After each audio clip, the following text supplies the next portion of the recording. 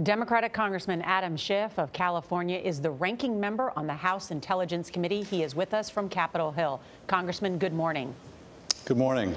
Not only does the former FBI director have a memo about this conversation, which he accuses the president of saying, I hope you can let it go, but he has memos of every single phone conversation and meeting he had with President Trump.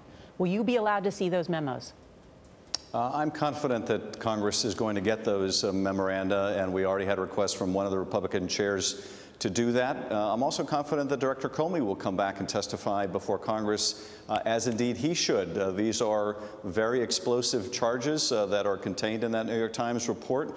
We need to get to the bottom of them. And of course, you laid out a lot of the chronology, but just to put this in context, you have Michael Flynn, one of the most prominent surrogates for the president during the campaign, accepting money from Russian entities, not reporting that, then apparently having conversations that he lied about with the vice president misleading the country, the president not taking action on that for weeks until it became public, then firing Flynn, then the president attacking the press over it, the president asking the FBI director whether the president himself was potentially a target of the investigation while the director purportedly was worried about keeping his job.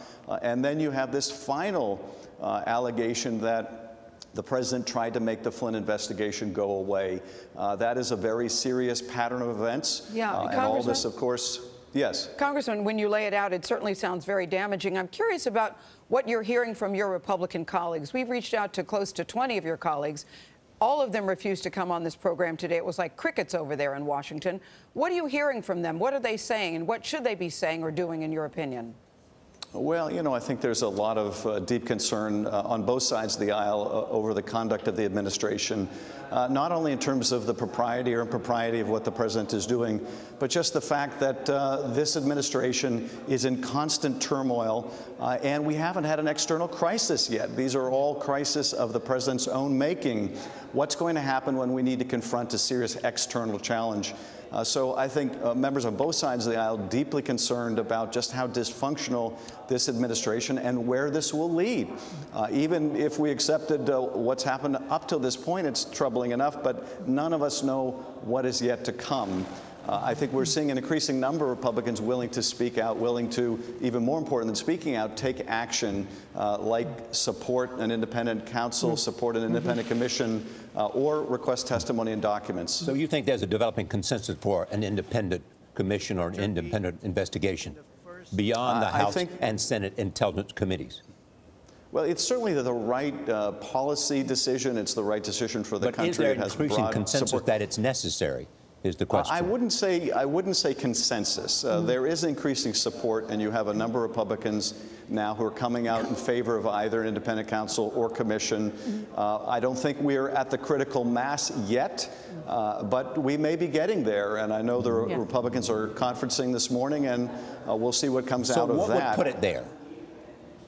Well, we may be there just by dint of the events that have taken place already. I have to imagine when we get these memoranda, if they betray conversations the president had that show a lack of ethics by the president or potential illegality, then you're going to have more than enough to compel the GOP conference and most importantly, the Speaker and Mitch McConnell to do the right thing for the country. But right now, it's he said. Who do you believe?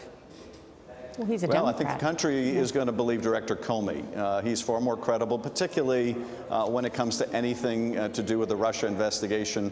If you look just at the events of this week, you had the president's surrogates out there saying one thing. You had the vice president out there put in the position of saying something that simply wasn't true. Congressman, I was going to ask you about some news this morning. The Russian President Vladimir Putin just offered to provide a transcript of President Trump's Oval Office conversation with the Russian foreign minister. That's the meeting where Trump discussed classified information. Would you accept that offer from the Russians? Well, I have to say, I find that quite amusing in two regards. First, probably the last person the president needs to vouch for him right now is Vladimir Putin. But even beyond that, the Russians have denied that they were even involved in hacking our democratic institutions. Who is going to give them any weight whatsoever? So if they want to send something, you know, hats off, send it our way. But whether it would be given any credibility, I can tell you its credibility would be less than zero. Thank you, Congressman Schiff. Good to see you. Thank you for joining us. Thank you.